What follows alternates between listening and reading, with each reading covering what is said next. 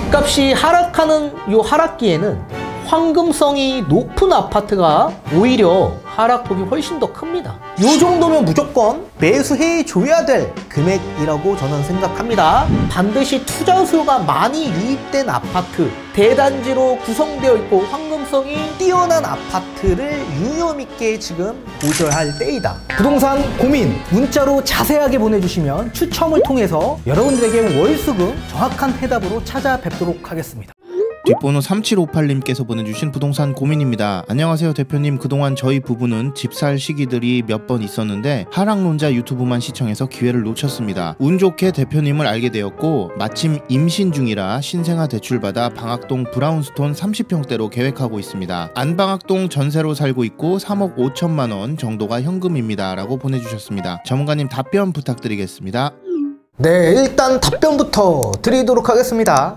자, 내년 1월부터 시행되는 신생아 특례대출을 받고 지금 방학동에 위치하고 있는 브라운스톤 아파트를 매수하고자 생각하고 계시는데 저는 매수 반대 의견을 드리고 싶습니다. 생각의 관점이 좀 필요해 보이고 시야를 좀 더 확대할 필요가 있기 때문에 그렇습니다. 자, 뒤에 판소를 통해 거기에 해답을 좀 알려드리도록 하겠습니다. 자, 지금 방학동에 위치하고 있는 브라운스톤 아파트를 보고 계신다고 하셨습니다. 내년도에 대출을 좀 받아서 이쪽으로 입주를 계획하고 계시는데 03년에 174세대 소규모 소단지로 구성되어 있는 아파트를 보고 계신다고 하셨습니다. 자, 이 아파트의 전고점을 일단 보게 되면 전고점이 약 8억까지 상승했던 아파트입니다. 8억. 이 아파트가 정상적으로 상승한 아파트냐라고 한다면 정상적으로 상승한 아파트입니다. 자, 그런데 지금 현재 시세를 보게 되면 이 아파트의 시세가 약 6억 8천 정도 구성되어 있습니다. 그러면 전고점 대비해서 봤을 때 지금의 현재 시세로 우리가 매매를 접근하신다라고 한다면 약 거의 85% 수준에서 매수하는 격이 되는 거다. 자, 이 정도 금액이 우리가 매수를 꼭 계획해야만 하는 거냐라고 한다면 저는 좀 반대 의견을 드려보고 싶은 겁니다. 자, 지금 현재 전세로 거주 중에 있는데 지금 거주 중인 전세 보증금이 약 3억 5천 정도 있다라고 하셨고요. 그리고 여기에 내년에 신생아 특례 대출을 나머지 자금으로 받겠다라고 하셨는데 이 자금이 똑같이 한 3억 5천 정도 들어갈 것으로 보여지고 있습니다. 그래서 7억 미만으로 된 아파트를 보고 계시는데 그동안 계속 보고 계신 이 브라운스톤 아파트를 계속 유념 있게 보고 계신다고 하셨습니다. 자, 우선적으로 수요를 크게 나눠서 실수요와 투자 수요로 분류할 수 있습니다. 제가 알기 쉽게끔 좀 쉽게 설명을 드려볼 테니까 왜 지금 이 아파트로 입주하는 것보다 다른 아파트를 좀 더 보시는 게 훨씬 더 좋은 건지를 아셨으면 좋겠습니다. 자, 우선 실수요 입장에서 목적은 단 하나입니다. 실수요는 거주의 안정성을 확보하기 위해서 일단 내 집 마련하는 목적이 굉장히 크죠. 근데 이분들의 또 큰 특징은 자금이 사실은 너무 한정적입니다. 그래서 본인이 보유하고 있는 자본금 한도 내에서 사실 좋은 아파트를 취득하기란 어려운 게 사실이죠. 그래서 담보대출이라는 요 지렛대를 이용해서 보통 많이 내 집 마련을 하시는데 그 이자에 대한 부담 압박도 있을 뿐더러 지금은 사실 대출 한도가 많이 나오지 않아서 실제로 내가 살고 싶은, 내가 사고 싶은 그런 지역, 그런 아파트에 취득하기란 굉장히 어려움이 많을 수밖에 없습니다. 그렇기 때문에 이런 분들은 어쩔 수 없이 소단지로 구성되어 있는 아파트를 볼 수밖에 없죠. 자, 그런 반면에 투자 수요 입장에서 바라보면 이분들의 목적은 단 하나이죠. 거주의 목적이 아니라 무조건 시세 차익의 목적에 의의를 두고 접근하는 수요가 훨씬 더 많죠. 그리고 자금도 한정적인 게 아니라 이 본인의 자본금 한도 내에서 활용도가 굉장히 높습니다.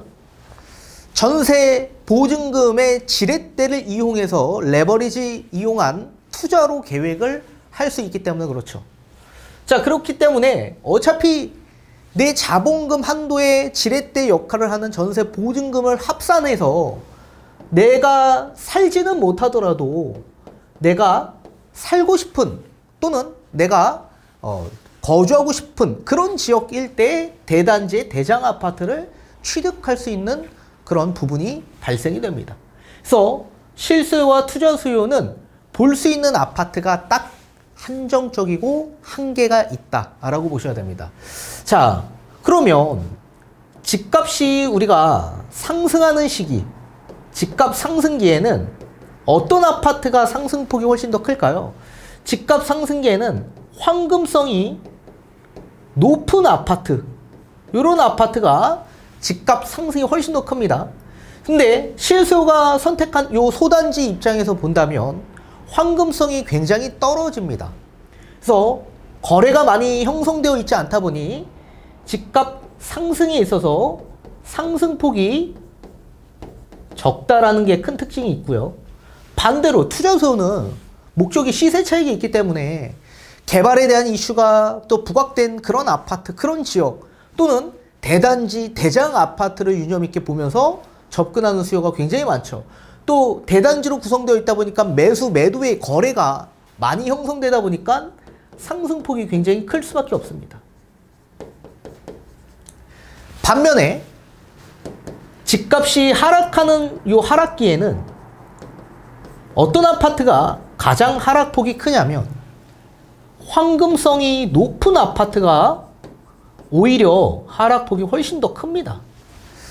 자, 지금 보고 계신 이 실수가 선택한 소단지 입장에서는 세대수가 거의 없고 목적 자체가 거주의 목적이 있기 때문에 정말 영끌하지 않는 이상 집값이 아무리 하락해도 사실 계속 거주를 원하시는 분들이 많이 있어 거래 자체가 거의 없습니다. 지금 우리가 보고 있는 브라운스톤 아파트도 소단지에 형성이 되어 있죠. 그렇기 때문에 2022년도 이 아파트의 실거래가를 제가 보니까 단 한 건의 거래도 없었습니다. 그래서 움직이지 않았다. 그러다 보니 하락폭이 적은 것처럼 보입니다. 반대로 투자 수요가 많이 유입된 이런 대단지 아파트의 큰 특징은 하락폭이 엄청나게 클 수밖에 없다. 황금성도 뛰어나서 사실 나올 수 있는 매도의 물량 자체가 다른 아파트에 비하면 굉장히 많을 수밖에 없고, 또 투자 수요 입장에서는 1주택의 투자 수요보다는 다주택의 투자 수요가 훨씬 더 많기 때문에 그분들 입장에서는 집 한 채만 집값이 하락하는 게 아니라 여러 채가 집값이 하락하는 상황에 놓일 수밖에 없기 때문에 매도를 계획하는 분들이 많을 수밖에 없습니다. 그리고 우리 집에서 내가 매도 호가를 좀 높여서 이 금액을 고수한다라고 하더라도, 같은 동이라고 하더라도 다른 층 또는 다른 동에서 자꾸 매도 호가를 낮춰서 내놓는 분들이 많아 그 급매물들이 거래가 되면 하락폭이 계속 커질 수밖에 없는 상황으로 하는 겁니다. 자, 따라서 지금 우리 아파트를 보게 되면 내가 매수하고자 하는 아파트는 실수요에 적합한 아파트죠. 거주의 안정성을 목적을 두고 접근하는 수요가 훨씬 더 많은 아파트고, 또 자금이 한정적입니다. 또 그러다 보니까 이런 소단지를 선택할 수밖에 없고, 황금성이 낮아서 이런 아파트는 집값 상승기에는 상승폭이 적고, 또 집값 하락기에는 하락폭이 적은 것처럼 보입니다. 따라서 저는 지금 이 아파트를 매수하는 것보다 오히려 관점을 좀 달리해서 이 아파트가 아니라 저는 B라는 아파트를 좀 추천을 드리고 싶은데, 오히려 방학동보다 더 입지가 상위 지역인 창동 지역 일대를 좀 보셨으면 좋겠고, 저는 창동 지역 일대에서도 가장 대장이라고 할 수 있는 북한산 아이파크 아파트 84 타입을 보셨으면 좋겠습니다. 자, 이 아파트도 물론 똑같은 비슷한 연식 04년식이고요. 이 아파트 세대수는 약 2000세대 정도 됩니다. 대단지로 구성되어 있죠. 자, 이 아파트의 정고점을 보게 되면 이 아파트의 정고점이 12억까지 상승을 했습니다. 자, 그런데 실제 제가 상승률을 대입을 해보면 요 예상 정고점은 원래 얼마 정도 상승했어야 정상적이냐? 11억 정도가 돼야 정상적이었다. 그런데 1억 정도가 더 큰 폭으로 상승이 되었죠. 그 이유가 뭐죠? 우리 A라는 아파트보다 이 B라는 아파트가 훨씬 더 투자 수요가 많이 유입된 아파트로서 세대수가 많고 대단지로 구성되어 있다 보니까 황금성이 뛰어나서 상승기 때는 상승폭이 훨씬 더 크게 올라가서 거품이 생기면서 올라간 특징을 가지고 있습니다. 자, 지금 현재 이 아파트의 시세를 보게 되면 시세가 얼마 정도 할까요? 8억 3천 정도 합니다. 그러면 예상 정고점 대비해서 지금의 현재의 시세를 보게 되면 정고점 대비 약 75% 정도 수준밖에 되지 않는다. 요 정도면 무조건 매수해 줘야 될 금액이라고 저는 생각합니다.